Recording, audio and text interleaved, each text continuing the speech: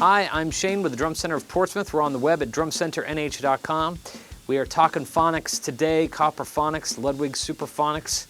These are the smooth shell Copperphonics. I'm doing a bunch of them today. It's been a lot of fun to get familiar with these drums. Copper is definitely a new thing for Ludwig. Not a lot of manufacturers tend to mess around with copper that much because it's kind of a hard material to work with for snare drums. I think originally its intention would have been for orchestral work, symphonic work. It's very sensitive. But what I find is that it can be quite a beast to tame.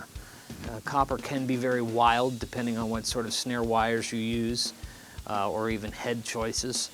You know, when I think of particular copper drums that I've enjoyed in the past, they always tend to be shorter shell.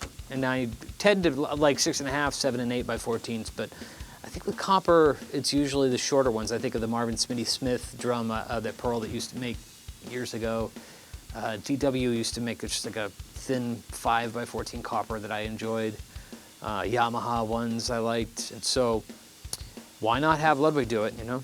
So they took the famous formula that almost everybody's tried to cop, and they've made it their own with copper, and here we are.